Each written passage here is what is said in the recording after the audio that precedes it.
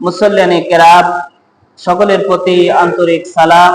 আসসালামু আলাইকুম ওয়া রাহমাতুল্লাহি ওয়া বারাকাতুহু। দীর্ঘ একটি সপ্তাহ পরে যে মহান মাবুদ আমাদেরকে তার হুকুম আদায় করার জন্য পবিত্র ঘর মসজিদে আসার তৌফিক আল্লাহ রাব্বুল আলামিন দিলেন, সে মহান রবের শানে কালেমাতুশ শুকর গুজার হচ্ছি, আল্লাহর কাছে শুকরিয়া আদায় করছি, মহব্বতের সাথে বলছি আলহামদুলিল্লাহ। এমন একটি সময়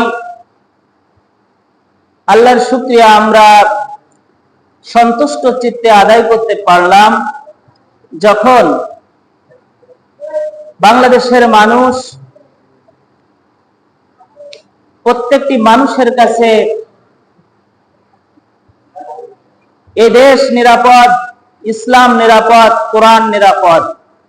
দেশীয় এবং আন্তর্জাতিক এক প্রকার বলাই যায় কোন রকম ষড়যন্ত্র ছাড়াই আমরা নিরাপদ, কিছুটা হলেও নিরাপদ। কিন্তু আমরা এমন একটি সময় আল্লাহর হুকুম আদায় করতে এই মসজিদে নিরাপত্তার সাথে আসতে পেরেছি, যখন বিশ্বের অনেক দেশ আমাদের থেকে একটু ব্যতিক্রম, একটু ভিন্ন। বিশ্বের অনেক দেশে যুদ্ধ বিগ্রহ চলছে,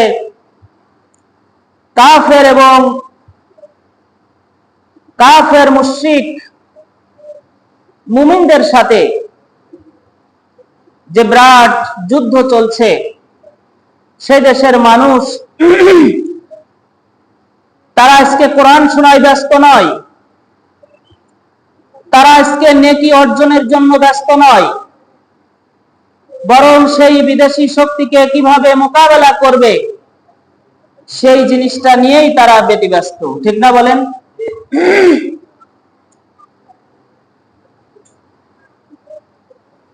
কাফের এবং মুশরিকেরা, বেদুইনেরা পৃথিবীর সবচাইতে অসভ্য জাতি, নগ্ন জাতি, বর্বর জাতি। আল্লাহ রাসূলের ভাষায় পৃথিবীতে সবচাইতে উলঙ্গ জাতি।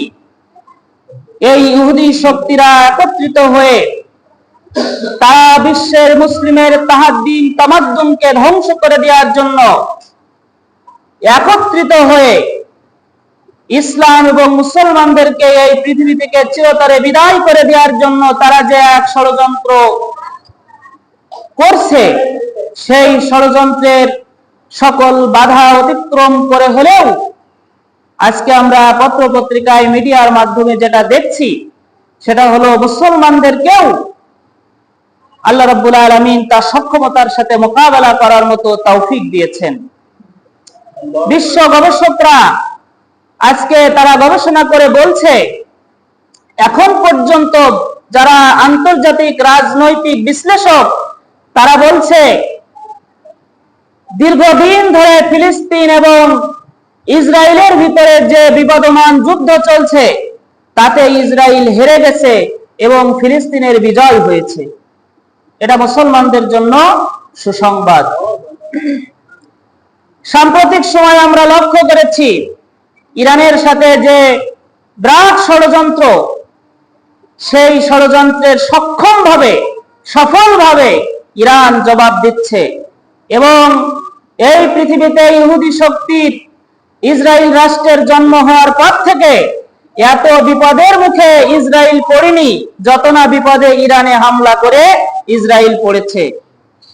আমরা আল্লাহর কাছে দোয়া করব যে হে মহান আরশের মালিক, তুমি ইরান নয়, তুমি ইসলামকে রক্ষা করার জন্য, কোরআনকে রক্ষা করার জন্য বিশ্ব মুসলিমের তোমার কাছে তোমার খোদাই মদদ আমরা কামনা করছি। আল্লাহ রাব্বুল আলামিন যেন মুসলমানদেরকে এই ক্ষমতা দেন, মুসলমানদের এই মদদ দান করেন।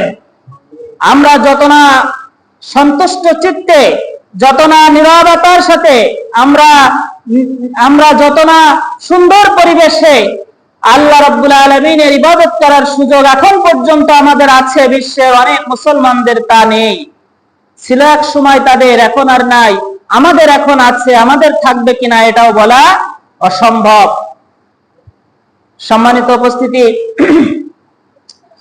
আল্লাহ রাব্বুল আলামিন আমাদের জন্য কোরআনুল কারীমের ভিতরে বাছাই করে কিছু কিছু কথা মুসলিমদেরকে শিক্ষা দেওয়ার জন্য আল্লাহ রাব্বুল আলামিন কোরআনুল কারীমের ভিতরে বলেছেন। তার থেকে কিছু কথা আমি প্রতি শুক্রবারে বলার চেষ্টা করি।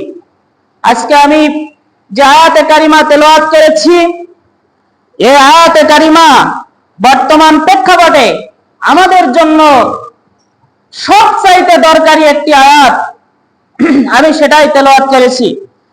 সূরা মাইদা 53 নম্বর আয়াত, 54 নম্বর আয়াত এবং 55 নম্বর আয়াত। 54, 55 এবং 56 এই তিনটা আয়াতে আল্লাহ রাব্বুল আলামিন আমাদেরকে কি মেসেজ দিচ্ছেন তার থেকে দু একটি কথা এই সময়ের ভিতরে আমরা বলার চেষ্টা করব। আমরা অনেকে ইসলাম ভালোবাসতে চাই না, ইসলাম ভালো লাগে না, ইসলামী আন্দোলনের কর্মীদের ভালো লাগে না, যারা ইসলামকে সমাজে প্রতিষ্ঠা করতে চায় এদের ভালো লাগে না, সুন্নাতে নববীকে ভালো লাগে না। আমরা যে রাসূলের ইত্তেবা করি নামাজে, সেই রাসূলের ইত্তেবা আমরা সব জায়গায় করতে চাই, কিন্তু কিছু কিছু জায়গায় যাদের ভালো লাগে না তাদের সম্পর্কে মহান আল্লাহ রাব্বুল আলামিন এই আয়াতে কথা বলেছেন। কেউ যদি রাগ করে, ইসলামের সাথে রাগ করে, তাহলে তার পরিণতি কি হবে আল্লাহ রাব্বুল আলামিন এই আয়াতের ভিতরে বলতে গিয়ে বলেছেন। সূরা আল মাইদা 54 নম্বর আয়াত, বিশ্বনবী সাল্লাল্লাহু আলাইহি ওয়াসাল্লামের মাদানী জীবনে হিজরতের পরে আয়াতে কারিমা নাজিল হয়েছিল। আল্লাহ রাসূল তখন উষ্টের পিঠে আরোহণ করে মরুভূমির পথ পাড়ি দিচ্ছিলেন। ওহী অবতরণের সময় একটা ওয়েট, একটা ভার পরিলক্ষিত হতো। এই আয়াত নাজিল হওয়ার সময় আল্লাহ রাসূলের বাহন মাটির নিচেই দেবে গিয়েছিল, এত ওজন ছিল ওহীর। এমন একটি সময় আয়াতে কারিমায় আল্লাহ রাব্বুল আলামিন কি বলতে চেয়েছিলেন? আল্লাহ রাব্বুল আলামিন বলছেন, ইয়া আইয়ুহাল্লাযীনা আমানু মান ইয়ারতাদ্দু মিনকুম আন দীনিহি, হে ঈমানদারেরা, হে বিশ্বাসীরা, মান ইয়ারতাদ্দু মিনকুম, তোমাদের ভিতরে কেউ যদি অসন্তুষ্ট প্রকাশ করে, রাগ করে, গুসা করে, তোমাদের ভিতরে কেউ যদি অপছন্দ করে, আন দীনিহি, তার দিন, অর্থাৎ আমাদের দিন কি? ইসলাম।